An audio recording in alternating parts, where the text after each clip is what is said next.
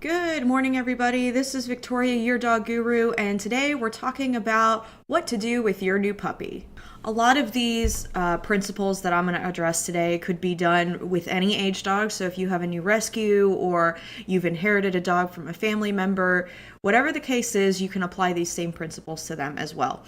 But let's jump into what to do with your puppy, and for that matter, what not to do.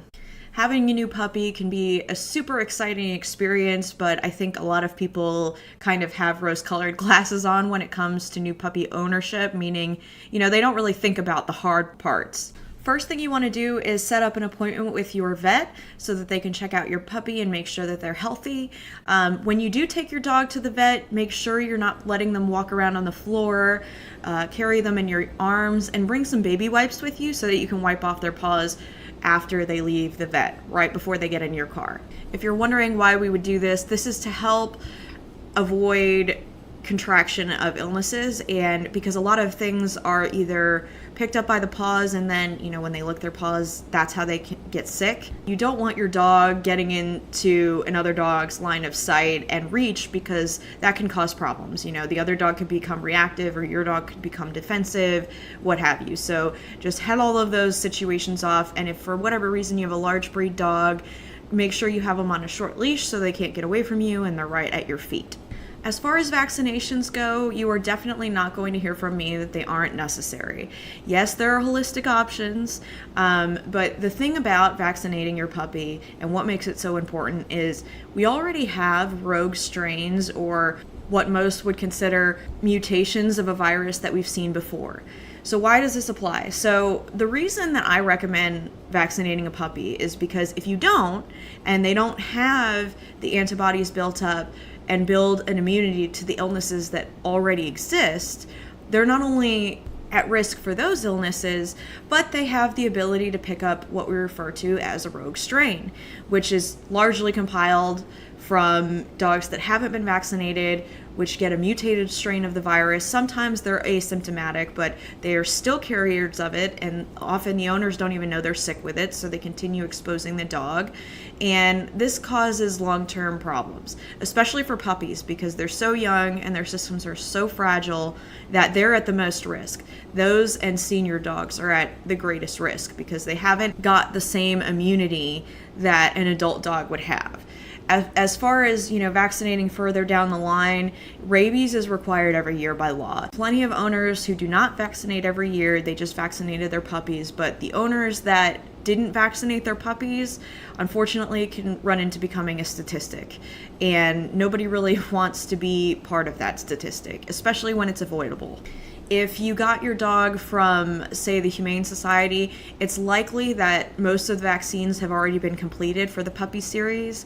If you got your dog from a breeder, it's generally customary to have anywhere from 2 to 3 shots done in the series, depending on how long they keep your dog. So make sure you have a record of when those vaccines were done so you can stay on target and not miss your windows for boosters. I'm all for using holistic options whenever possible, but when it comes to your first puppy shots, I don't see any reason to be taking that risk. More recently, I've heard of owners going, well, my dog's never been sick. Well, that may be, but that's in the category of anecdotal evidence. That's not the same as scientific evidence. I'm not making any money from a pharmaceutical company by recommending that you vaccinate your dog with puppy shots. That's just good dog ownership. It's bad enough that your dog can get sick even when they've been vaccinated. So in my opinion, it's not worth the risk. Next thing up is what not to do with your dog. Your new puppy is at risk for anything that is contracted via exposure. So with that in mind, you want to keep them out of public places that are heavily dog friendly. Pet stores are fun to take your dog, but I never do that until the shot series is completed. It isn't, again, worth the risk.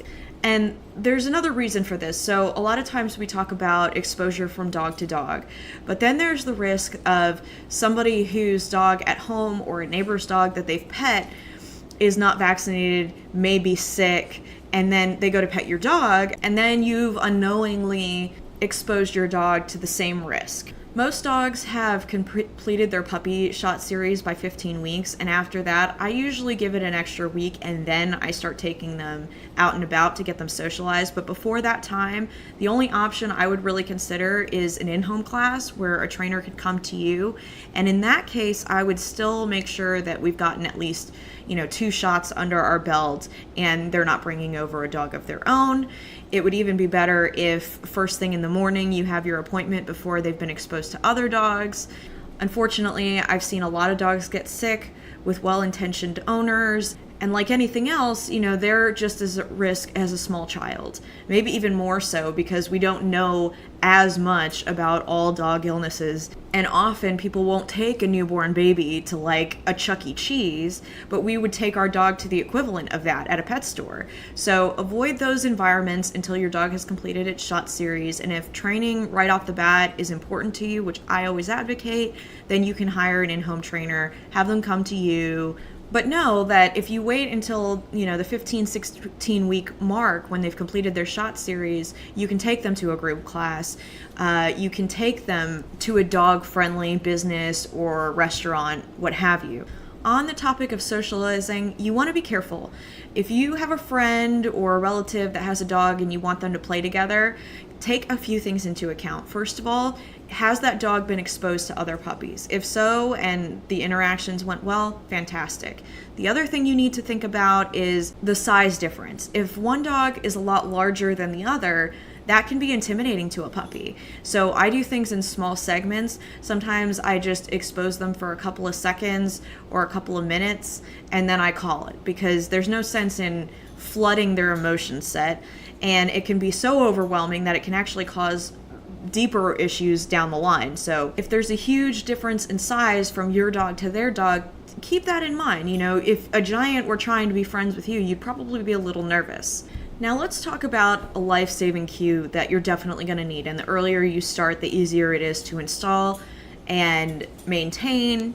And that's come when called. You'll hear me talk about come when called over and over and over because unfortunately I've heard way too many stories about dogs getting out of the yard and injured or worse. So come when called is something you can start immediately. It's very easy to train, especially with puppies. And all you have to do is say their name and then shake a bag of treats. And when they get to you, which they'll likely trot right over, then you give them a bunch of treats.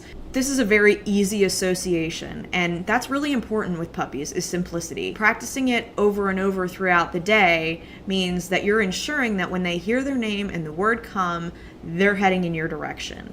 Practice this all over your home. You can start with the dog right in front of you and then start hiding behind doors and things like that so that the dog has to search you out, which is great to start developing directional hearing. And it's also great because it teaches the dog to be more observant of his surroundings. Then you can focus on things like, practicing in your front yard and your backyard where it's a controlled space.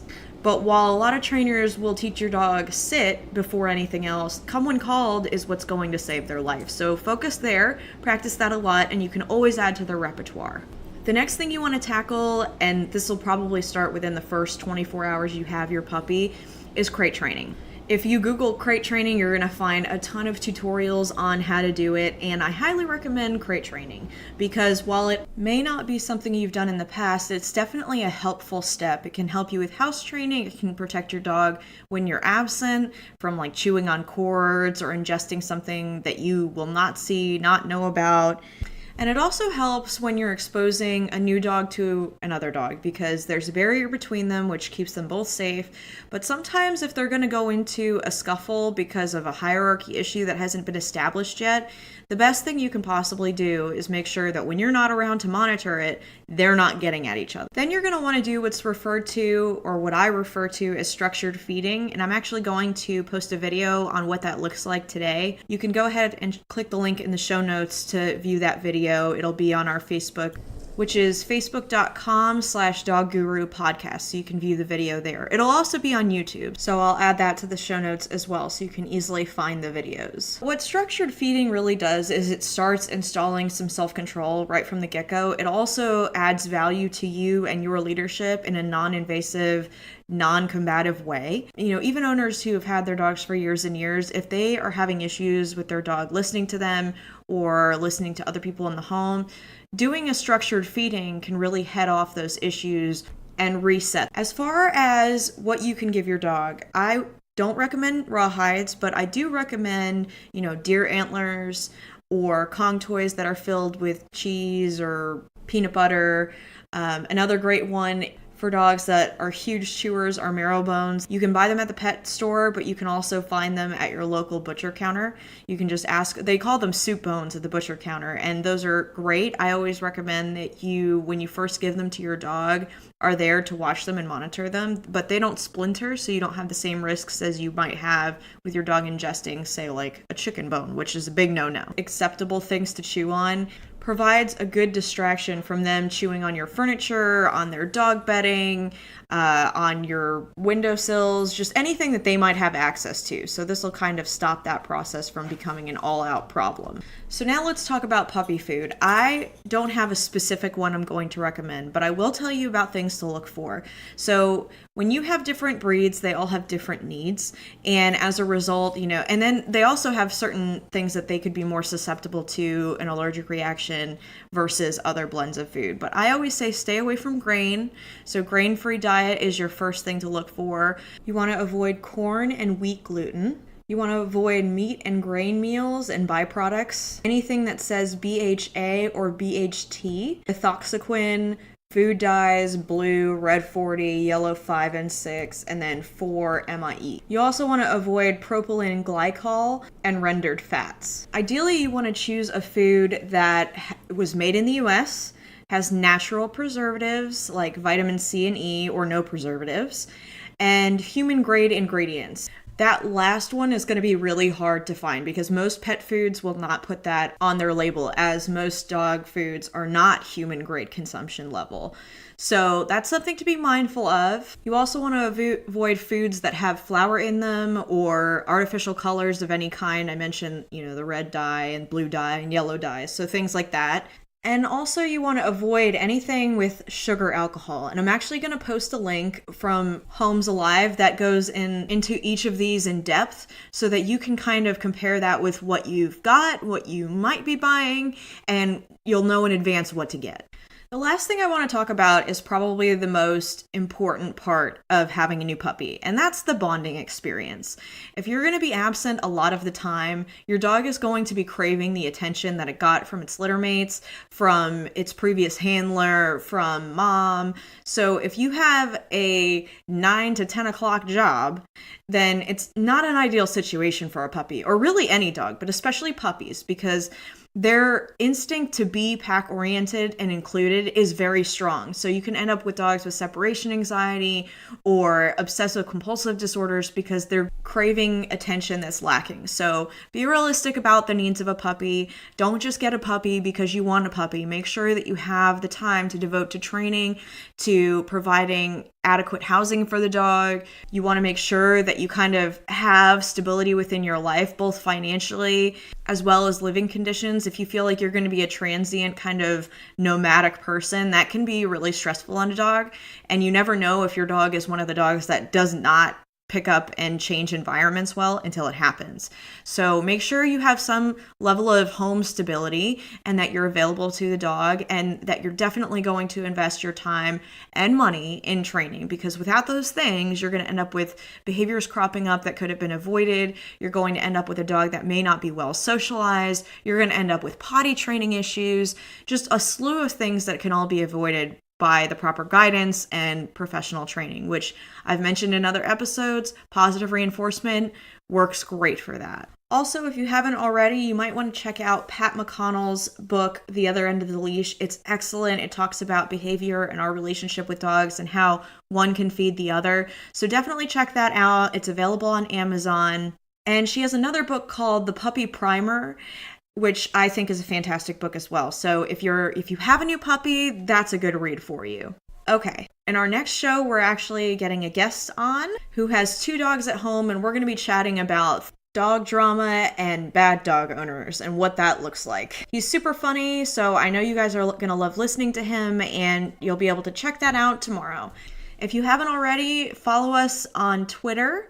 I'm going to post the link in our show notes as well. And don't forget to rate us on iTunes. The more ratings we get, the higher ratings we get, the more exposure we get. So I want to make sure that this podcast reaches as many dog owners in the very same situation that you're in as possible, so that people can write in, share their stories, ask their questions, tell us about their dogs, and continue growing our podcast community. I'm going to include those links in the show notes along with directions on how to rate us on iTunes. So please do that. And in the meantime, this has been Victoria, your dog guru. Namaste.